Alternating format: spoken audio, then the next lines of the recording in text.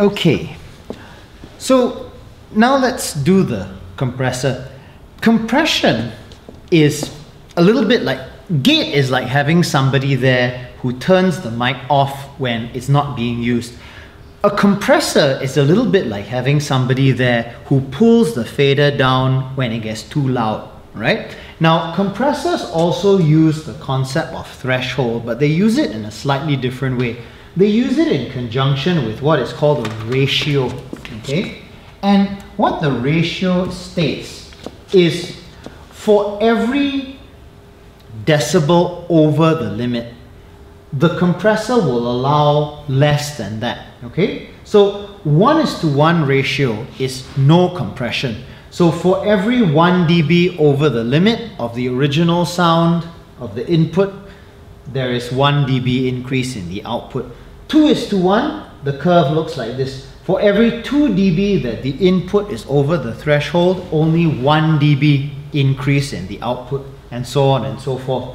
So the best way to illustrate this is if I get my mic here and I go back to layer A, check 1 2. So I'm going to enable the compressor and I'm going to set the ratio to 2:1. Where's my ratio? Here. Okay. So I'm going to set my ratio to 2:1. We want a medium fast attack, slow release, no gain. Okay.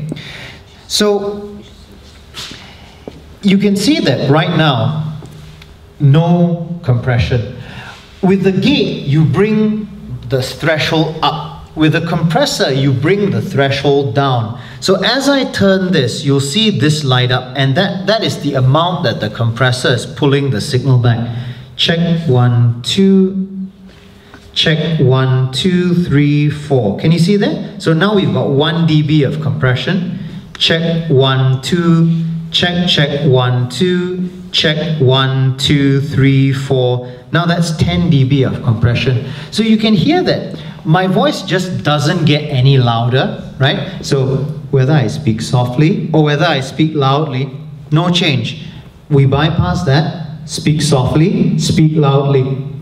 And what this does is it helps to even out the level of the person speaking, okay? And compressors are very useful on any kind of vocal because the human voice is naturally very dynamic, right? We go loud, soft. You get people who speak loud for emphasis and then they talk softly for intimacy or that sort of thing, all right? And the way to set the compressor is you set the threshold such that for normal speech, you want to see like 3 to 5 dB. So let's go back to our recording and let's go to, let's see here, we want Wen Xing's voice. Okay, we want that selected. Play. The Lord is my end. Whom shall I fear? Take the gate off. The Lord is the stronghold of my life. Of whom shall I be afraid? When evil men advance against me to devour my flesh, when my enemies and my foes attack me, they will stumble and fall. Right now, if you have too much compression, the voice will be real soft. Even then will I be confident. One thing I ask of the Lord, because it's constantly squeezing, right? If your threshold is too high, then the compressor doesn't work at all. If you want more compression, you can either use a lower threshold or you can use a higher ratio. So I'm going to now change my ratio to 4:1. Okay, this one has no 4, so I'll put it 5:1. Okay? I sacrifice with shouts of joy. I will sing and make music to the Lord. Hear my voice when I call, O Lord. You see that now the compressor is much more aggressive, right? It's pulling it back much more quickly. Your face, Lord, I will and seek. If I go down, do not hide your face from me. Do not turn yourself same thing, from my anger. okay? You have been my helper. Do not reject me or forsake me. Why not people practice adjusting this first? You can see her voice gets louder. Your way, O Lord. Harold, you want to try? The straight path because of my oppressors. Do not turn me over to the desire you want to of my press foes. comp, For false witnesses and you rise up bring the against me, threshold but down not until I. you see some compression I am still confident happening. of this. I will see the goodness of the Lord in the land of the living. Wait for the Lord. Be strong and take heart and wait for the Lord. Yeah, it has The to Lord look. is my light and my salvation. You Whom can hear shall the I fear? compression, right? The Lord is the stronghold of my life. Of whom shall I be afraid? So the idea with compression is that if you have too much compression, the sound will be lifeless. If you don't have enough, then it doesn't do the evening out that you need. Okay. Now, where compression gets really interesting is when you use it on drums and you combine it with a gate. So let's go to our kick drum sound. Okay, so this is our kick drum sound. Okay, so the first thing that I'm going to do is I'm going to set up the gate. Okay, so press gate. Okay, make sure that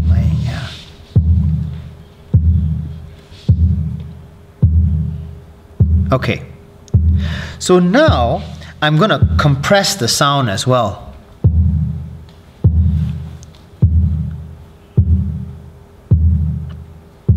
Don't have Okay, I need more gain.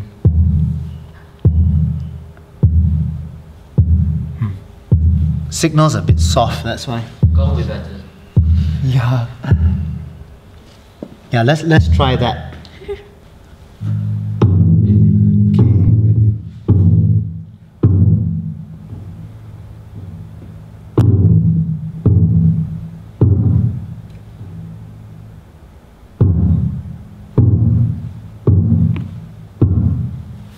Okay, now we have the compressor happening. Can you hear a difference? I take the compressor off. Yeah, on.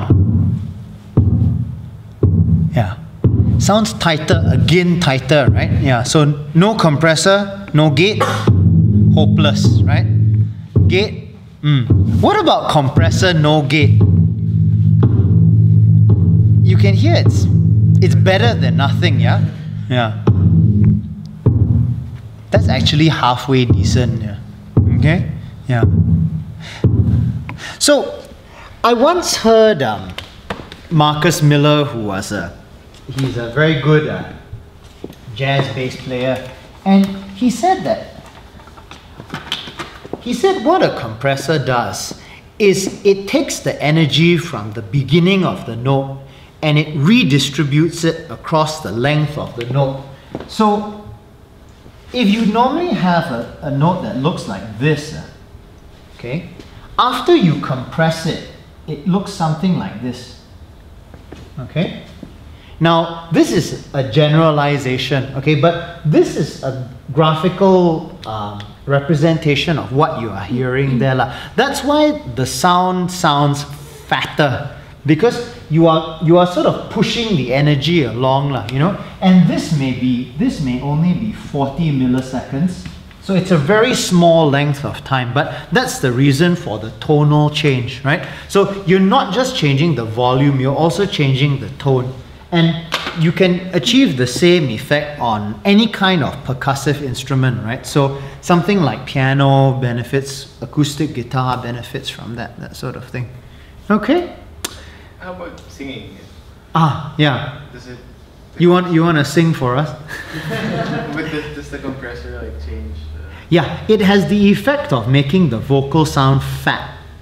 Yeah, because what it does is it prevents the loud parts from exploding. So as a result, you can run the whole thing louder. Okay? So the normal analogy I give is that if this is your softest part and this is your loudest part, what the compressor does is it takes the loud part and it squashes it a little bit. Then you can turn the whole thing up using the fader. So you go from this real big dynamic range where the loud is too loud and the soft is too soft. You make the louder softer and then you turn everything up so that it's more, the average level is louder, which is why it sounds fatter. In the studio, they will always compress vocals, always, yeah. The reason is that otherwise they can't make it sound good on a record. Yeah. And like screamy singers, that sort of thing, you always need to compress them. Is it any the cons or maybe the expression? Or Yeah, maybe? very much so. If you overdo it, it sounds like a robot, right? Yeah, all the loud soft is gone. So classical music is normally not compressed, because with classical music, the dynamics are absolutely essential. Rock, pop, all that is very heavily compressed. And one of the reasons that they compress it is that it sounds better on the radio, because the average level is louder, you see? Yeah, great questions. Next, let's look at how to set up mute groups. Now, right now you understand that you can switch channels, individual channels on and off, right? What about if you want to switch off a whole bunch of channels with just one button press? This section here is called the mute group section. Now, it's not very helpful in that all you see is setup and then 1, 2, 3, 4, okay? So let's say that you wanted to mute the first 6 channels. Let's say those are your drum channels. The way that you do this is you press setup and then you choose a mute group. So let's say you want mute group 1 to be drums. You press 1 and then you press 1, 2, 3, 4, 5, 6. Okay, you select them. If you want to be real flash, you press and then you drag your finger. Look damn stylo. Wow. Okay, except that. And then what you do is you simply release the setup button. Okay, groove it, boy. Okay, so now look what happens when I press 1. Okay, you see that they all turn red. So effectively what I've done is I've muted the first 6. It's as though it were switched off lah. If you actually switch it off, there'll be no red, just to remind you of that. Okay? So you can set up different groups for different things. So let's say you wanted to mute the last 6, it was your singers. Okay? Motu, you want to set up such that you probably know how to do this from the other console. Set. Yeah, and then use group 2. Yeah. True. And then want to circle this. Yeah, that's right. Yep. And then finish setup. That's it. Yep, correct. Yeah, and then press 2. That's it. Yeah. Okay, so this is real useful because sometimes you want to mute things, but you need to switch them back on fast, right? The best example is the band, right? When during the sermon, band goes down, press 1 button, keyboard player thinks he's Elton John, no sound. Okay. All right. So that's mute groups. Zach, you want to do one more? Let's do 3 and do the last 4. That's right. Yep. There you go. Yeah. Okay. Simple. And if you want to clear it, the procedure is the reverse lah. So say we want to clear these 4. We go set up 3, take them off, and then you see now 3 doesn't work anymore. Okay, now effects. On this mixer, you had an effects engine there, right? So you had various delays and reverbs and choruses built in. This mixer had 1 effects engine. This mixer has 4, and that's great because it means that you can have different types of reverbs. You can have a reverb and a delay. You can have a vocal reverb and a drum reverb. You can have a lead singer reverb and a backing singer reverb, or whatever your heart desires. So the way that we do that is, the first thing is you set up the type of effect that you want. Okay, so what you do is you press FX, and you can see here, you can see it says 1, 2, 3, and 4. Right now they're all set to small hall. Okay, small hall means it sounds like a small hall. To change, you use this thing, which is called the encoder. You press down, and then you choose. All right, so let's choose vocal hall, and then you press down again to select. Okay. So this one, Jeremiah, you want to change it to something else? Just select it. Yeah, just choose one. Yeah. Okay, great. So what we've got now is we've got 2 small halls and a drum hall. I'm going to change this to a delay. Let's see. The delays are down here somewhere. 2 tap delay, tape delay. Don't have. Yeah, let's try studio delay. Okay, so then we come out of there. Now you'll notice that this has started to flash, and because it's a delay, this is the speed of the delay. So how do you send stuff there? It's just like anything else, right? So if we remind ourselves, 1 is vocal hall, 2 is drum hall, 3 is delay. Corresponds to these 3 here. So let's say that I want to send this mic. Check, check, 1, 2. Say I want to send it to the first reverb, right? The way you do it is you press FX1 and then you bring this up. And very important, you must remember to bring up this one here. This is the master for that particular one. Okay. So check 1, 2, 3. There's your effect. Okay. If you don't want so much effect, you just bring this down. If you want to switch the effect off, you just turn it off there. And typically, in between songs, you would switch the reverb off because otherwise it sounds like the guy's talking in a cavern. All right. Okay. So that is the first one. Zach, why don't you send this mic to the second one? Okay. To the yeah. So check, check, 1, 2, 3, 4. Okay. He's raising that fader. You got to remember to raise the master as well. Check 1, 2, 3, 4, 5, 6. So this is the drum hall. Okay. Good. And let's do this. One thing, you're standing there, you want to send it to the delay, right? So can you remember how to do that? You gotta, that's it, okay? Now, normally what I do is I bring up the master first. I bring the master up to 0. That's right, okay? So check, check, 1, 2, 3, 4, 5, 6. Can you hear the delay? The delay, right? So this is the speed of the delay. Say you want a faster delay, just like that. Check 1, 2, 2, check, check, check 1, check 1, check 1, 1, check 1, 2, check 1, 2, check 1, 2. Yeah. And if you do that too much, it really screws with your brain now, right? Yeah. How you select the channel to apply? Oh,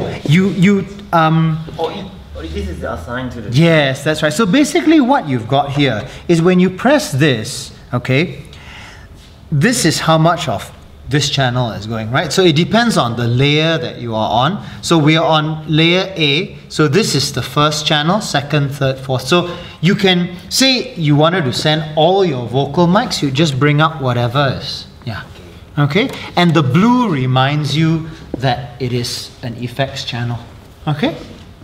So that's how you send to the effects engine.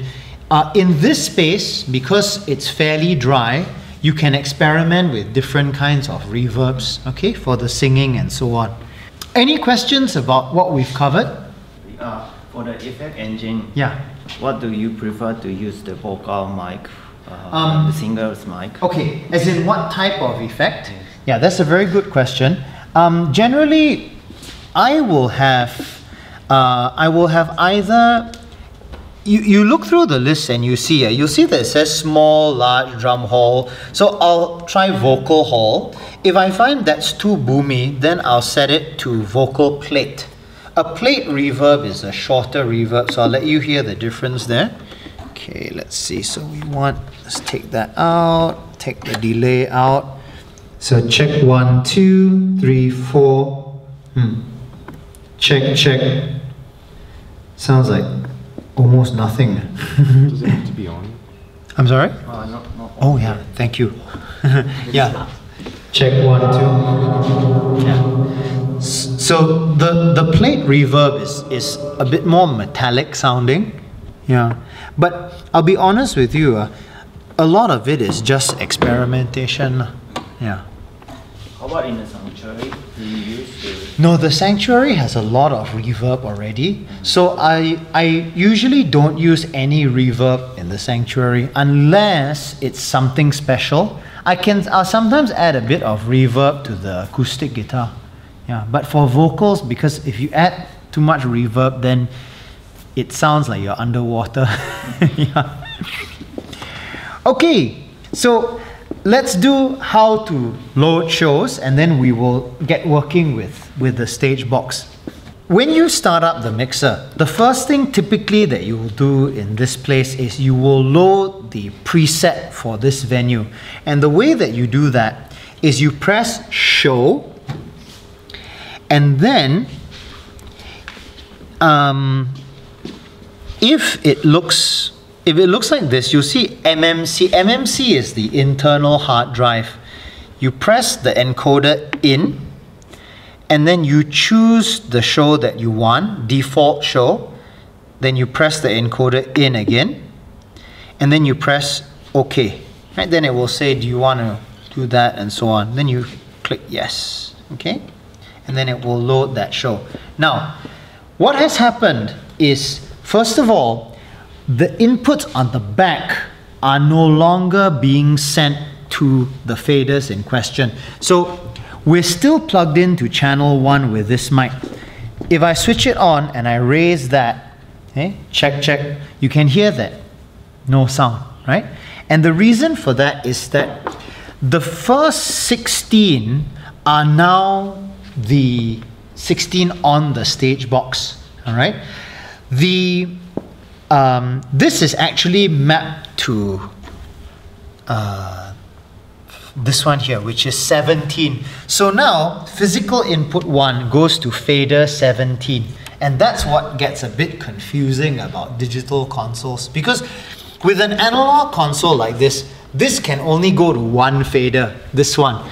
With this physical input can be routed anywhere you want. Okay, so the standard setup that was created is you have the stage box. The first 16 are the stage box. These two, you can see from the white, are paired. Okay, so 5 and 6 track together. Don't amuse yourself too much, but the point is the white means that they go together. The other thing is you'll see these two purple ones. The purple are the stereo inputs. So in the default configuration, the stereo inputs are on layer B. With this, they have been they have been brought up to layer A so that you can access the stereo inputs without having to go to layer B. So if I were to start our recording, okay, right, then you would find that it's now here. Okay? The Lord is a strong. What's on layer B? Layer B is, I think these two are, let's see, yeah, these two are just mirrors lah. It's the same. So you can see this one, this is DVD, this is PC. PC is this guy here. This is PC, right, the mini jack. DVD is the other one, the CD, DVD player there. These are your effects returns, and that's pretty much the same. Okay, so that's how you load the show. And if you want to use the local inputs behind, they are still available, because if you see on layer B, we know this is 15 and 16, right? If you want to find out how it's patched, from menu you just press inputs, right? And you can see if I select this one, can you see it says SRA07, right? So this is the this is input 7 on the stage box. This is input 8 on the stage box. This one is mic 1, meaning it's the mic channel behind. All right, mic 1, mic 2, so on and so forth. And if you go to layer A, you can see it's the same. 1, 2, 3, 4, 5, 6, 7, 8, 9. Oh, A01, and then it repeats. Okay, whatever. All right. So the point is that with this, you got to tell the mixer which input to listen to. Okay, good. So I think now we can stop the recording and take questions.